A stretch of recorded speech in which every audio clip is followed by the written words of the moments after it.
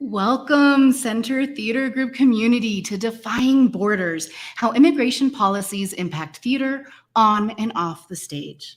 This conversation will be paired with a free sneak peek of Wet, a DACAmented Journey, written and performed by Alex Alpharaoh and directed by Brisa Areli Munoz.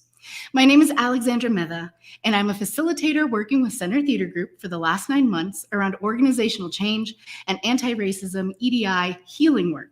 But in my other life, I am also the artistic director of Teatro Luna West, an all-women of color theater company here in Los Angeles. I do want to acknowledge the land I'm calling in from. At this moment, I'm in the land of the Cuitlatec, the Totonac, and the Nahua, otherwise known as Ciudad Mexico. I'm going to now ask our amazing threesome of artists, creators, and organizers to introduce themselves. Alex, can I pass it over to you? Yeah, hi, buenas tardes, good afternoon. My name is Alex Alpharaoh, he, him, his. Thanks. Oh, I was ready. I'm Kemiyondo Coutinho, preferred pronouns are she, her. Beautiful. Hi. Thanks for gathering us, Alex, and Center Theater Group. I'm Leslie Ishii. I go by she, her pronouns.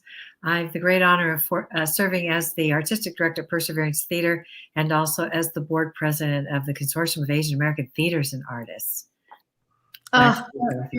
Amazing. So happy to have you all. I do want to give a shout out to the one of the associate artistic directors of Center Theater Group, Tyrone Davis, who actually is the brain power behind putting this panel together, not me. But I work really closely with Tyrone in all this, so I just want to give that shout out.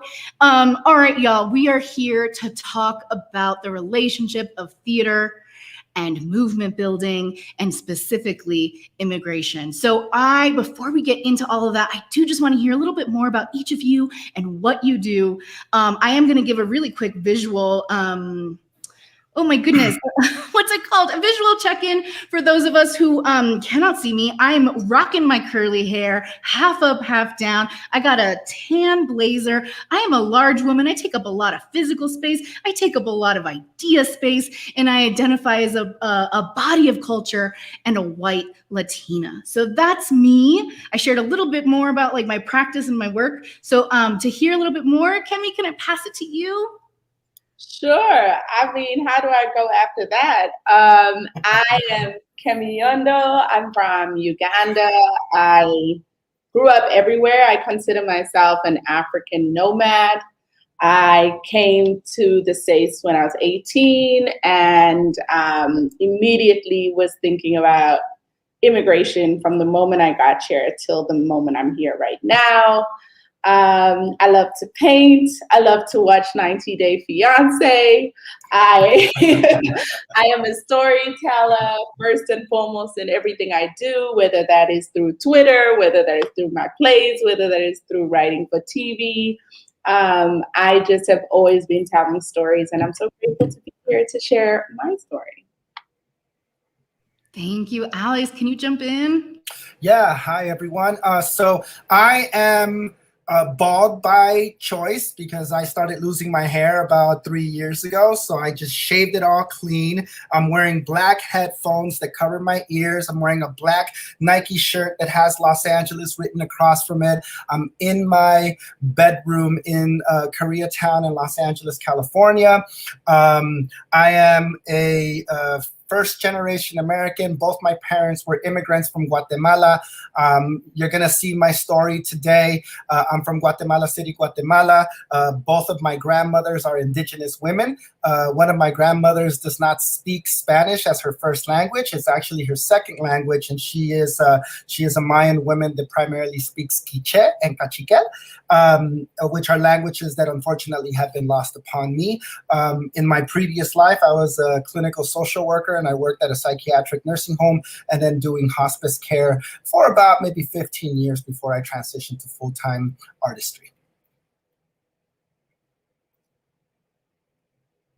Thank you so much for that thoroughness. I love it. And I just want to uplift those grandmas, okay? I want to know more about that at another time. Leslie, can I toss it to you? Please, thank you so much. Oh my gosh, it's great to get to know Kemiyondo and Alex. Thank you for sharing about yourselves. Well, first of all, I am wearing a kind of a burgundy shirt, kind of a light t-shirt with a little darker burgundy collar, and necklace has got little burgundy beads, so I'm all matchy. And I have dark black hair that's kind of short and it flips up at the bottom with some silver earrings too. And my background is one of those screens that's blue. So I have this great blue kind of background. And I identify as Yonsei, fourth generation Japanese American. And so you'll see this Asian Japanese heritage person sitting here. I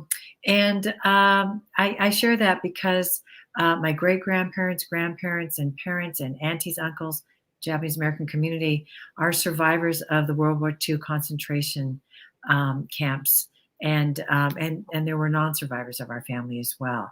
So that just kind of shares where I come from in my background, being a community organizer, activist, and certainly one who is in solidarity for liberation for all BIPOC peoples. Yeah. Thank you. Thank you. I'm going to start off with a question, but if y'all have ones to ask each other, please feel free at any time to just jump in. It's going to sound real simple. I imagine I know the answer from some of you, but I want to help make the connection and build a bridge for whoever is watching this conversation tonight. And it's a little bit of a two-part. What is the biggest misconception you encounter around immigration inside and outside of your communities?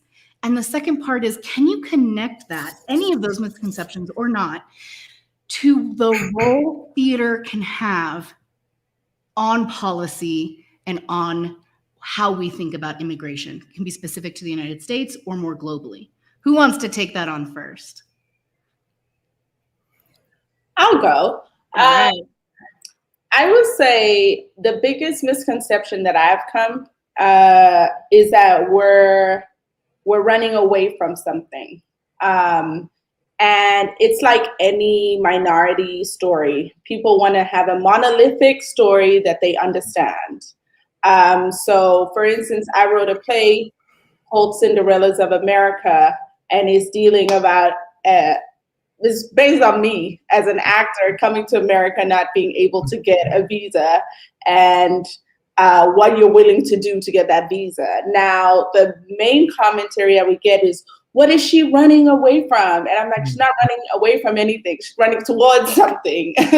And so there's this idea that everyone is running away from something, and there's no space for us to be different, for us to have our own stories, for us to all have this complicated relationship with America that I think a lot of immigrants do. I consider it a love-hate relationship. I often equate it to a relationship with an F-boy, in that you're like, love me, I don't know why you don't love me. And so I think that has always been my biggest misconception, because it feels like in order for them to feel sorry for me, I need to have a sob story about where I come from. Whereas for me, I'm like, no, home is great. I mean, the Wi-Fi is a little whack, but like there's something that I'm coming here to do, and I have value outside of your sympathy. And so that's been mine.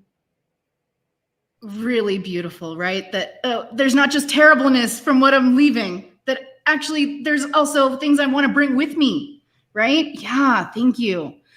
Alex, maybe I can throw it over to you. Do you have any thoughts on that question? Yeah, I mean, the first thing that came to mind for me was language. Like in my life, people have been shocked because I speak so good English. I'm so articulate. Your pronunciation is excellent, you know? So because there's this misconception, right? Because we equate Americanism to the English language, right? But that's a stigma that we've been breaking over the last, I don't know, I want to say maybe like 10, 15 years, right? Is that language is so deeply connected to our culture that, I mean, I don't even speak my native language. And I talk about that in a way. I don't know what my native language is. I know that I speak the language that the conquistadores that came and enslaved my peoples in Guatemala taught us. You know what I mean? And so the fact that I can't communicate with my grandmother, and if my great-grandmother were still alive today, I wouldn't be able to do that either, right? So there's this misconception that somehow because we are here, we should be proud of ourselves because we know how to speak the language. And it's something that when I was a child, part of the reason why I became a lyricist, part of the reason why I became a poet was because I'll never forget my first day of kindergarten, of elementary school. I got made fun of. I got milk thrown over my head. I got bullied because I didn't speak any English. And so in one semester, I determined myself to learn the language. And then, I just fell in love with being able to communicate. And so that's the first thing that came to my mind, right? That and the whole, I'm sorry, but the colonizer white complex of wanting to save me from myself or from my own deficits. That's something that I've had to deal with even now in the professional world, right? It's like, having folks coming to me and trying to tell me how to tell my stories or trying to teach me about structure or things that they believe I should know in order for me to be quote unquote successful. Our people invented that all across the globe, okay? Storytelling is ancient. Thanks, Alex. Leslie, any thoughts on this topic? Well, you spurred my imagination, Alex, and thank you for your play, by the way. I saw it some time ago. Wow, y'all, you got to watch that play after this. I'm just saying. I love that. Love their play. It's so powerful.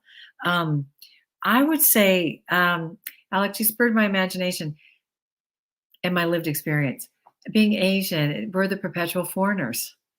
And it is, oh, you speak English so well. I'm like, and here's what I do. I say to that person, how many generations your family in this country? And they often say 3, 4. I say, oh, that's good. Mine, there's 6. And then they go, oh. Then they clock it like, oh. So that's always been my little way to come back from that. But I also want to share that through my own self-education, and I keep learning as a Japanese American, I can share a little bit later about our activism in support of real immigration reform. I can just share with you, it's kind of a misnomer that immigrants are only and refugees are only Latinx. Because you hear a lot about the southern border, right? But I also learned from just my own education that many African refugees come up through the southern border because they feel that's a pathway towards entering this country where they could make it, And then also there's many folks from the AAPI community, the Asian Pacific Islander community, that are also immigrants and refugees. And I'll just take a moment to lift up this book called Dear America, Notes of an Undocumented Citizen by Jose Antonio Vargas, who's been a tremendous writer, artist, really brave to come out and say, I'm undocumented and I just got to start speaking to this, So I've really appreciated Jose's contributions to the movement. Yeah. Alex, I saw you unmuted. Do you have something in response to that? No. Okay, cool. We're going to come right back to you, though, so be ready. Leslie, thank you for naming some of that. Like, I think even in our global majority communities, we even have a lot of misconceptions around who is being blocked from migration, what is the treatment in these centers. I know the Latinx community has a lot of work to do around understanding the erasure of the Black Latinx population that is being caught up in the border, and also, of course, our Black brothers and sisters from other countries. And some of the harshest detentions are happening to this group of humans, but the media is not catching that, right? So all of that to say, as storytellers, I think we would all agree, people can argue politics, but they can't argue your story. So Alex, and then I'm gonna pass it on, but Alex, can you talk a little bit about what has your experience been taking this play across the country? What is the impact on you, on audiences? Can you talk a little bit about it from the storytelling perspective? Yeah, I mean, you know me, Alex. I'm gonna keep it 100. It was terrifying, and it sucked at first, and I didn't want to do it. That's the truth. The whole reason why I even wrote this story was because I made a promise to God, because I thought I was gonna get stuck in Guatemala when I went to go visit my dying grandfather. I bargained with my God, and I said, listen, if you let me come back, I promise that I'll share this story. I don't even know why I said that. I'm like, okay, what do I have to bargain with God? Like, what do I possibly have? And I said, well, you gave me these gifts, right? So let me make a deal. And I came back, right? And I had a platform at my artistic home at Ensemble Studio Theater Los Angeles, and I did the first version of this play, and it was the first time that I openly came out to my community and expressed that I was living in the United States as an undocumented citizen. Prior to that, I had been living in the country for 30 plus years without a status, and I had been conditioned, I had been raised to never speak about that, because that could be the difference between me staying here and me being deported for some minor infraction. So for me to come out and share that was terrifying.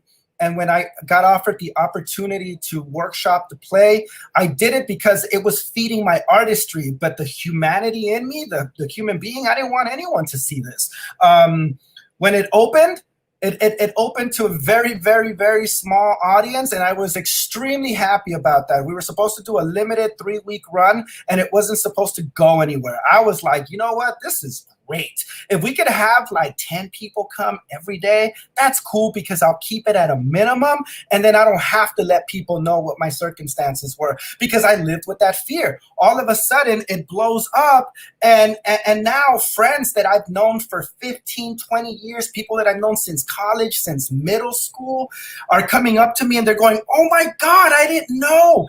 Oh my God, that's why you couldn't get that job. That's why you didn't drive. That's why you didn't go with us on this trip. It's not that you were lazy, it's that you couldn't work, right? So all of these dots begin to connect in people's mind, and there was a comfort that I started gaining from having the community accept me, not for my circumstance, but for my artistry, right? And that was something that was very, very foreign to me, because I had never experienced that before. And so for the community of Los Angeles, the artistic community of Los Angeles, to not only come out and support me and see me for who I am and not my circumstance, that changed the entire trajectory of my path as an artist. And then furthermore, as I started touring it throughout the country, and it became more about, I started, it started with everyone in the audience was somebody that I knew, to I don't know anybody in the audience because I'm 3,000 miles away from home, and who could possibly know me in the audience? And to have the same kind of reception, to have the same kind of support, and have, to have a Holocaust survivor walk up to me and say, I don't know you, but I love you. And if I have to, I will hide you. It gave me a glimpse into the importance of not me as an artist, but the importance of shedding light to the real humanistic issue, because this topic is so polarized, and DACA recipients and dreamers and the undocumented, whatever the hell you want to call us, we've been turned into political footballs, and then it's all about the numbers and the statistics, and it stops being about the humanity. So it's a very conflicting relationship for me, because I recognize that the strength and the popularity of this show is directly correlated to the migrant crisis that we're experiencing right now. So it's not about me, and I have to remove myself from the equation and remember to be of service to the work and to be of service to the cause. And that's hard. because there have been times, very difficult times during the last couple of years that I've been touring the show, that I don't want to do it because it's hard work, and it's painful work, but it's my purpose, and that's what I signed up for. And so here I am, you know. I don't know if that answers the question. Oh, in such beautiful, rich ways. And if we can just stay one more moment here, I think there's also this misconception. You get this one show, you kind of blow up, the show blows up, it's popular, you're set. And so what I kind of want to have this conversation, especially when we're making theater about our lives, about our experiences. There's also a trauma in that I think you started naming. And I'm wondering if we can expand the understanding of what else can theater do besides just produce your play. It heals, though. It's healing. Talk about that. Tell me about that. I healed with my mother. My relationship with my mother before this show premiered was so strained because of misconceptions. I blamed my mother for not doing anything about my immigration status. My mother's been a U.S. citizen for almost 20 years now, you know, and I was the only person in my entire family that didn't have a status, and I blamed her. I couldn't blame my father anymore because my father was gone, but I blamed her. I put it squarely on her shoulders, and it wasn't until I was touring this show and I was in Boston, and for some reason or another, she sent me some documents that included her residency paperwork and her naturalization paperwork, and I started comparing dates, and I saw that she became a U.S. resident on I believe it was like the 3rd or the 2nd of July. That weekend, the 4th of July landed on a Monday. On the 5th of July, she applied for adjustment of status for me. So she didn't waste any time, but I always blamed her. I always thought that it was like, oh, you didn't do anything for me. You forgot about me. You became a resident and you abandoned me. And through the show, through the revision of the show, because I was very unfair towards my mother in the first version of the show. The version that everyone is going to get to see right now is actually the touring version, which has been workshopped and updated and changed. So the version that premiered in Los Angeles back in 2017 is no longer the version that's been touring since late 2018. And one of the things that I needed to acknowledge was that my mother really is the hero of this story. My mother really is the cause of why I came back home safely, and I would not be here if it wasn't for my mom. And my mom did a lot of things that I never acknowledged and I didn't appreciate until I had to face myself and I had to face the truth of the circumstance, and I couldn't run from it anymore, and I couldn't blame her anymore. So it heals. Did you hear that, Mama? Did you hear that? I have to say, I had the amazing privilege of getting to watch one of the versions of this production, and she was sitting behind me. And the power in the energy in which she was receiving this piece about her son was life-changing for me. I'll never forget that day. Never forget it. Okay, let's stay on this healing journey, right? Because there was something about you having to sit and process with the play that helped you process and dramaturg your life a little bit, is what I'm hearing. Kemi, can I pass it to you? I know you're a writer, you're an actor. Is there any resonance here in the healing that you have found in your work? Yeah. So I would say the play that focuses on immigration is a comedy. And for me, I've always found healing in laughing. And I always say it might be because I'm African, because things that are serious, we don't take seriously. And then things that are like not that deep, we take way too seriously. And so I kind of live in this world of dramedy. Mm-hmm. But what it forced me to do, funnily enough, was to own my privilege as an immigrant who got on a plane and as an immigrant who could get back on a plane and go back home. And basically in the play, it's a story based on me, but like dealing with other immigrants who didn't have that privilege. And so I think sometimes when you're stuck in your own funk, I was like, I can't audition because I don't have a green card, and my classmates get to go do whatever they want to do because they have their papers. And I don't know if y'all know this immigration policy, it is so unfairly biased towards artists. It's just ridiculous. It's there is no ways, basically after you graduate, you can only work within what you studied. And so like everyone knows as a theater artist, you need a side gig, but you can't work at the side gig because you don't have the papers to do so. But I always forgot about that privilege of I can get on a plane and go home. And it wasn't until I started doing this work and like interviewing other immigrants and seeing that, again, our stories are not monolithic. I think it forced me to own a privilege that I wasn't owning prior. And so I will say that that is something that came through that work. But also, it had a reading at the Atlantic, and watching other people receive the reading was very interesting to me because they had never seen a piece. A lot of people was like, I'd never seen a piece about immigration that was a comedy. And I find it, again, interesting that we're so pigeonholed as to what story can come out of this. And I'm a believer that if you don't laugh with me, you're never going to cry with me. And so it's been a beautiful journey with that piece, but also I'm still waiting for the day to see it on stage. Y'all hear that? Okay, somebody needs to do this play. I haven't even read it, and I'm into it.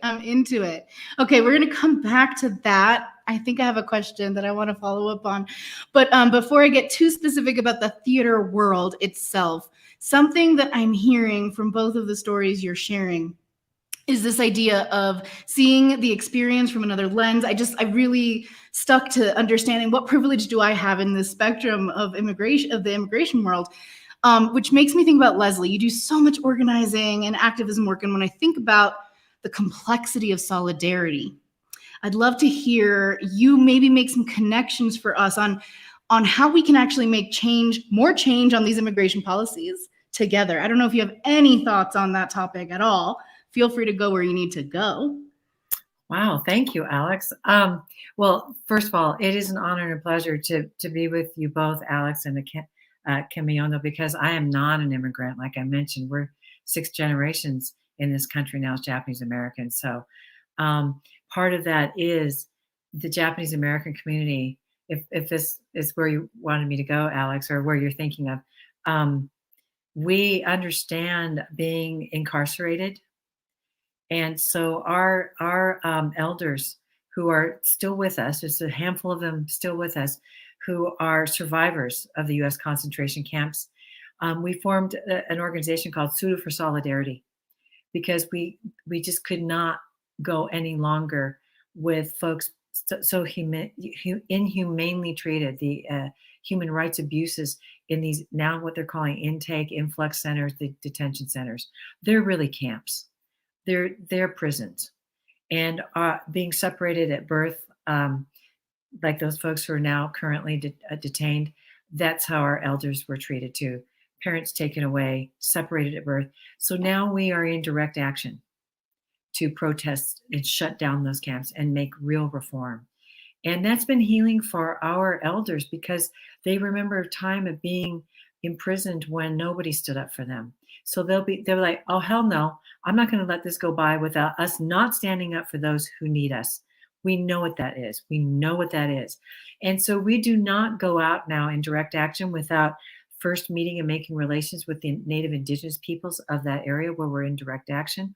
We also organize with Black Lives Matters nationally, but also their individual chapters where those detention and intake centers are.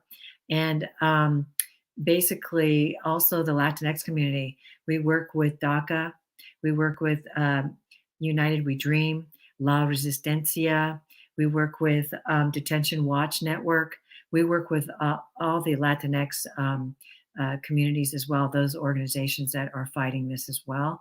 So, and currently we're in there zeroed in on key places. And what we also know is we have to work in solidarity or we're pitted against each other, right? That's how those oppressive patterns go. So we're very, very attuned to what that means. We don't go out alone, we go out together. So, and currently we know where to zero in order to amplify all of that work.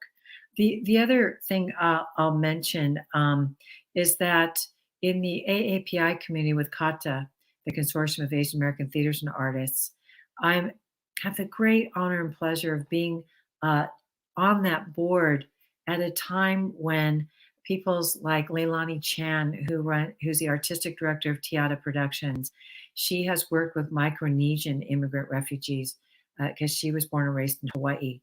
And she's created, devised works, stories, plays about their experience being immigrant refugees. And she got a New England Foundation for the Arts grant. And she too, like yourself, Alex, toured. And that went to the Bravo Center. It went to the Mixed Blood in the Twin Cities. And it really opened people's eyes about the immigrant refugee experience. And then with Kata, we always make sure at our conference festivals that have COVID's kind of set it off a little bit. We have those every 2 years because of Leilani and bringing those artists to the conference and festival. We make it a point now to always welcome what we consider our newest community members. And so we make space intentionally for immigrant refugee artists to be and their families to be with us. Yeah, I think that gets at your question or your prompt there. Oh, yes. I love it. And you even tied in, the role of specifically BIPOC driven theater in its deep community relationships, right? These things are, they're intertwined. They're deeply connected. I do want to make a mention. We will be taking some audience questions if you have any. So please be chatting them up and we'll come back to them at the quarter of mark. But do either of you have anything you want to add on to anything Leslie shared? I know we don't go out alone, we go out together. That really stuck with me. Anything y'all want to amplify or respond with? Well, I'll just say that it is very interesting. I'm working on a screenplay about colonization as a satire in Uganda. And like the number one thing that they used against us was pitting us against each other. And so it's like back home in Uganda, we still have tribalism, right? But we aren't aware that that is a colonial pattern. So we say we're post-colonial, but we still are like, what's your tribe? What's my tribe? And there's all these things. And I've always said that coming to America, I still see those patterns of tribalism just working in different ways. What's your tribe? I'm Black. Oh, even in the Black community, I'm Black. I'm African American. Well, I'm African, and then pitting each other against. It's like it is an oppressive pattern, and it takes us looking at it closely and seeing where it comes from in order to do exactly what Leslie's saying. Any thoughts, Alex? Yeah, no, I just want to express gratitude because I feel that there's never enough. There's never enough assistance. There's never enough advocacy. There's never enough support. But that's just myself, right? I feel that when I say that, I feel that I am not doing enough, and I'm really grateful because oftentimes you see this discord, you see this divide between people of different cultures or different races, right? And there's this lie that's being perpetrated that somehow because you're part of this community, you're not supposed to help this community. And so it's really refreshing and wonderful. And I'm full of just so much gratitude for the work that you're doing, not just with your community in AAPI, but also within the Latinx community. I was doing some community work last year in October, especially when there was a rise in street vendors being assaulted. This is a very problematic issue that's happening right now in the Latinx community, where street vendors are being assaulted, and unfortunately it tends to be, members of the African American community. And so, but I also think that these things are very intentional. I think that these are tools that are being implemented to try to create a divide, right? And so it's very important and refreshing when we have members of other communities that are saying, no, listen, we're standing in solidarity with you all, and this is the work that we're doing. And so I was remembering how we were able to put together a vendor event where we brought out members of all different kinds of communities. And so just to express gratitude again, Leslie, for the work that you're doing and the advocacy on behalf of not just your community, but all communities that are marginalized right now. So thank you. Oh, oh my goodness. Thank you. I received that. And thank you for the work you both are doing. I'll just share really quickly. You're right. These are patterns. Kemiyondo, I'm so glad you're lifting up to tell the story, real story about colonialism, because it goes way back to settler colonialism in this country, forced removal, genocidal warfare, forced enslavement to this country, as we often say with the Art Equity organization that Alex and I have both worked with, stolen people on stolen land, and then bringing in other waves of people of color to replace that labor.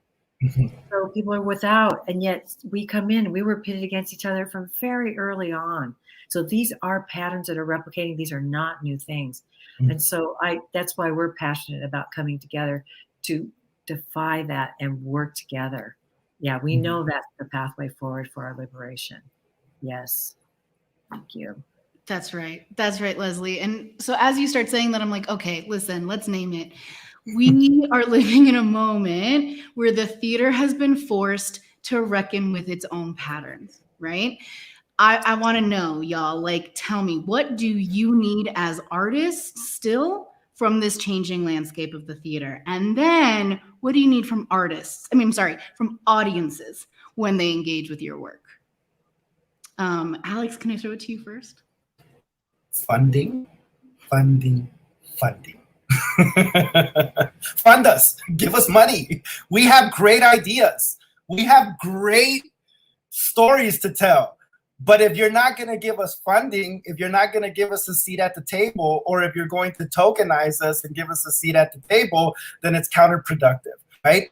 One of the big things that I saw, especially during the protests of last year with the unfortunate death of George Floyd and Breonna Taylor and so many, right? So many African-American kin who have been lost. And even moving forward with what happened with Julie Lee and LA Stage Alliance, right?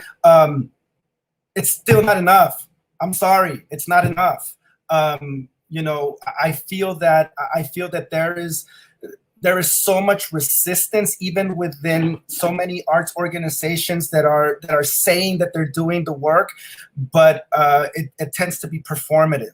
And so if arts administrators, if arts organizations really want to be supportive of all artists, not just because they need to fill a quota, not just because they need to be able to tout that they have people of color in their rosters and in their casting lists, they really need to do the work that allows other individuals to take a seat at the table and support the creativity and support them in being able to tell their stories. And it's not about exclusion. I think there's this huge misunderstanding that in order for BIPOC communities, LGBTQ communities, disabled communities, any marginalized communities, in order for us to have a platform and for us to shine, that we're somehow taking away from other people. The table is unlimited. And there's plenty of seating. You just have to open it up so that we can all share in it. And another misconception that I hear is that, well, what about the quality? What about the quality? Well, we need to start reimagining what quality is and what quality looks like, and move away from quantifying what we believe is quality, right? Because giving a saturation of the same thing doesn't mean that it's quality. It's proven, right? But it's like when you have a season, especially now that we're going to start opening up again, right? If your season is all, writers that are established, writers that are proven hit makers, writers and directors that are sure to get seats filled, where is the opportunity for innovation? Where is the opportunity for true ingenuity and creativity? Sometimes it's not about taking a risk. Sometimes it's about believing in the people that you know are part of your community and that are part of the makeup of the community that you're serving or that you claim that you're serving, right? So I'm going to get off the soapbox because I could talk about this forever. It's one of the sticking points. let y'all talk about it. Kemiyondo, do you have anything to add about what you need from theater and what you need from audiences? Yeah, when you said it, I was like, money. I think it's just fascinating to me that on more occasion than one, I've been told, "Oh, we already have the immigrant story." I'm like, you don't have my immigrant story. No, you don't. I know you don't. And it's just like, you will look at their season and like, let's just say it, there's a lot of, like, there'll be 3 plays with this a white family dealing with white family stuff, you know, and like nobody says we already have the white family play. No one says it. No one says it. But it feels like there's still this idea of like there can only be one. And that's problematic. Again, I am against anything that advocates for a monolithic way of looking at people. I think it serves in looking at people as the other, and it closes off opportunity to truly connect with people and understand people. What I also need from theater is to stop asking immigrants to use an American accent when they come in and audition for your plays. I refuse to do that. I, as an actor, made a decision that I will not audition with an American accent because I am an immigrant. I exist in America, and I do not have to justify why your shopkeeper sounds like me because I exist. You know, when I drove for Lyft, nobody asked me why are you driving me for Lyft? You sound like that. Nobody cares. Nobody cares. And this is America. And there are immigrants, yet I am not hearing our voices both on stage and on screen. So this idea that when I come and be on your stage, I must use an American accent, it makes no sense. Unless I'm playing someone's mother, brother, sister, fine. I understand it then. But if I'm playing the girlfriend, I can be an immigrant. And I think we've got to start seeing immigrants on stage and on screen as more than just your plot twist, as more than just your plot point. We've just got to exist because we do exist in America. Audiences, y'all need to tell these theaters that y'all want to see these stories. Because guess what? I can yap all I like, but until that they hear that the people buying tickets want to hear these stories, it's not going to change. So after you watch Alex's show, tell them you want more, because honestly, if we're being honest, it's a business, you know, and they're going to go off what their clients are saying. And so I think that we have to be very purposeful and loud in what we love, especially if it doesn't come by as often as we want it to. I love that. I love it. I love it. I love it. We got to ask for what we want to see, folks, right? Which gets me to thinking about the imagination, a topic I'm obsessed with talking about, okay? What are we imagining is ahead for this work? So Alex, Leslie, Kemiyondo, what is ahead in your work? Tell us, who's doing it? Who are you working with that's doing it right? What is gassing you up in all the right ways? Like, give me some of that. Give me some of that goodness that is going on inside of you. We're not if it's not, but hopefully it is. I will say I am working with the most recent recipient of the Pulitzer Prize, Katori Hall, who is a playwright.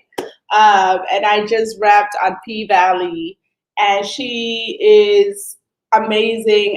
And when I look at that show, it's a niche show. And she does not change the dialect. She's not going to dumb down anything for your understanding. And it taught me a lot about how I want to tell the immigrant story. And so when I look at like this screenplay I'm writing, I'm like, y'all not getting subtitles. Y'all will be just fine. And so it's amazing to work in TV through someone who's been in the theater and then translate it into my own work with immigration. So upcoming for me is I'm hoping to shoot my film in January, and just continuing to write the immigrant story, both within America and immigrants who go back home to their countries, because I think that's also a story that's forgotten. Thank you. Jump on in, folks. I know you got stuff to say about this.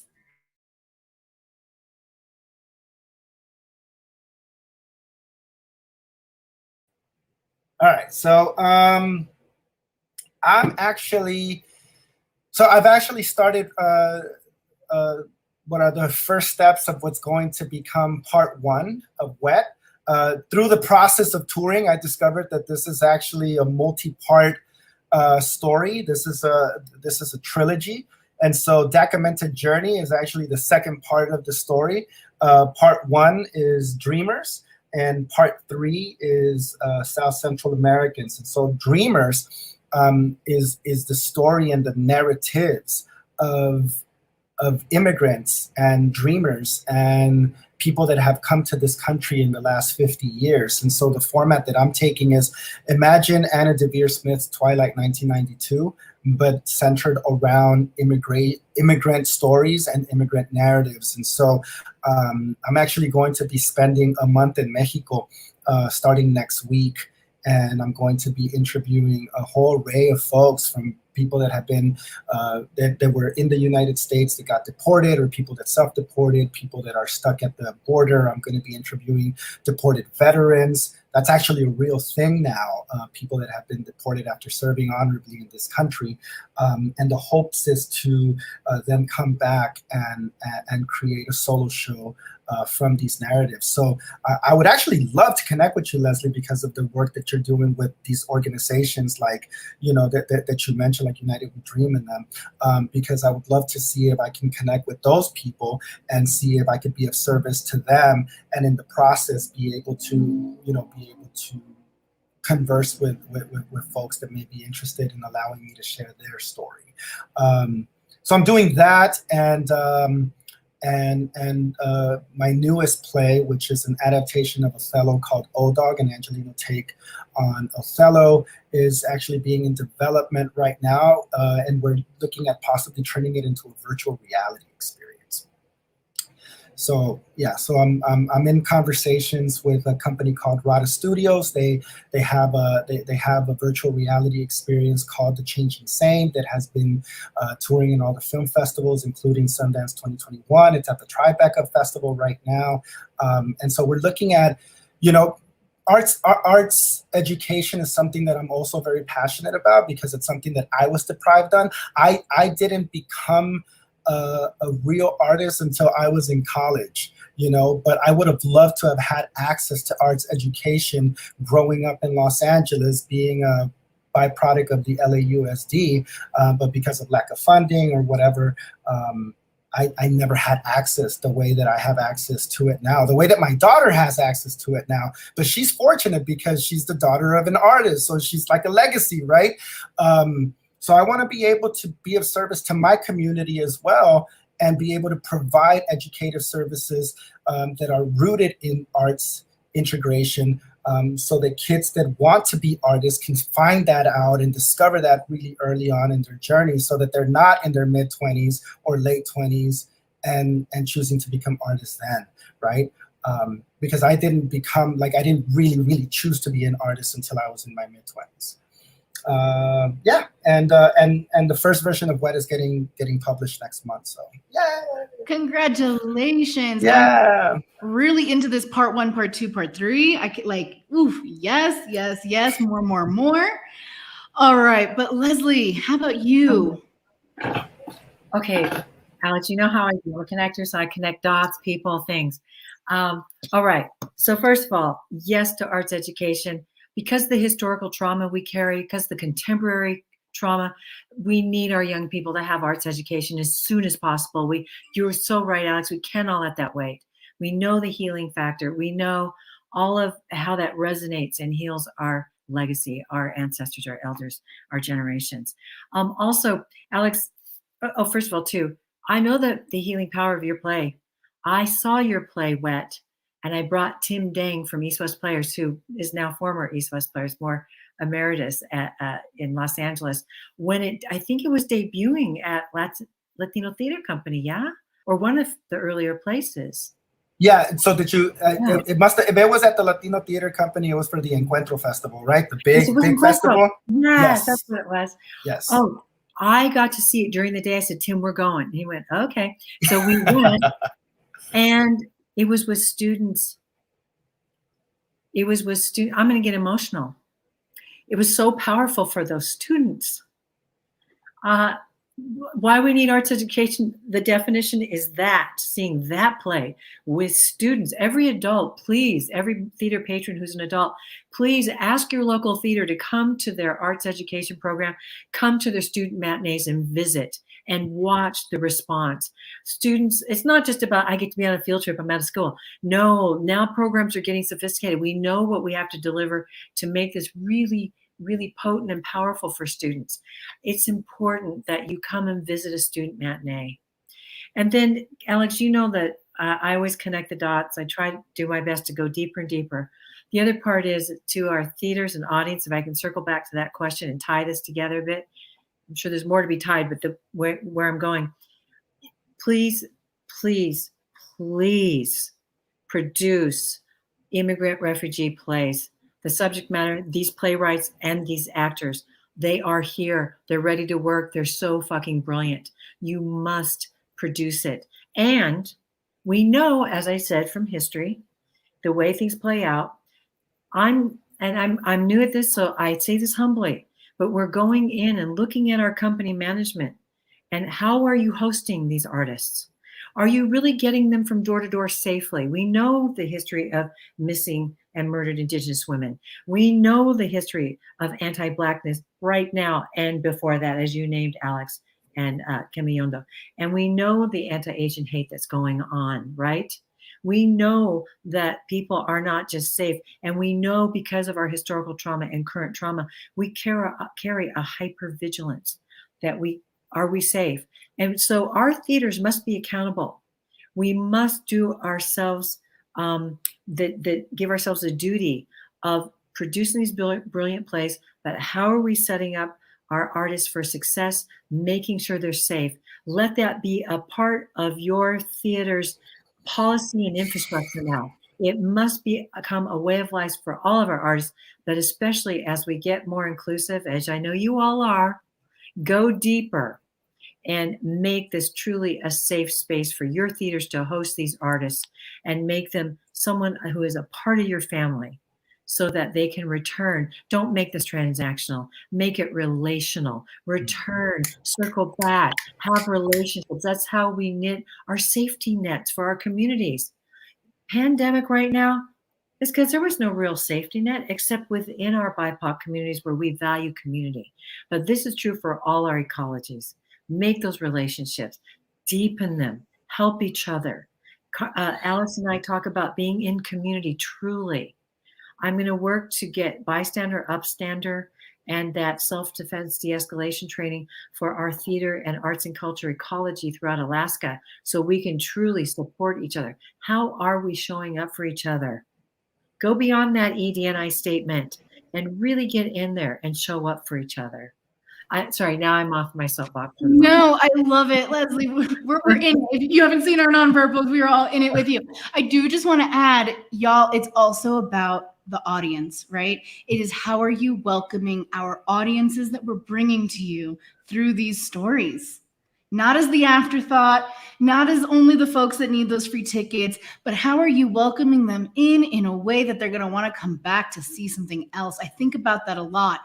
And in fact, a story that's just sitting with me, I think it was just shared. I don't know what event. You were there, Leslie, though, when Teatro Theater Company was speaking, when Leilani was speaking about a recent performance, I think in the Twin Cities, and how revolutionary it was. These folks would come to see this refugee story, and they had their phones out because they were broadcasting it to the rest of the world. And we need to think about, how do we actually do that? How can we make that safe and responsible, and not just think about equity, right? But how do we create spaces, these theaters, that are going to feel so delicious to come to more than once? Yeah. So, okay, folks, we got 5 minutes left. Are there any questions from the audience that we want to hear while we're waiting to see if anyone pings us? Y'all brilliant humans. I know you have some more knowledge to lay down. Any requests, any asks, any shares, any stories? What do you want to share with us today? OMG, did you go over to the comments area? Wow. Thank you, everybody, for responding. Wow. Yeah, we got some support for quite a bit of what was going on. Yes. Kemiyondo, I think I heard you about to say something. Yeah, I was just going to say that a lot of people, I trained as an actor, and then I went into writing. And the reason I went into writing was because there were no plays that had immigrants, and there were no plays that welcomed this voice. And again, like I said, I'm not interested in changing the way I sound. It's a part of my story and my instrument. And so a lot of people are like, oh, you transitioned to writing. I always say if I was a white man, I would not be a writer. I wrote because I had to. And literally, that's where it came from.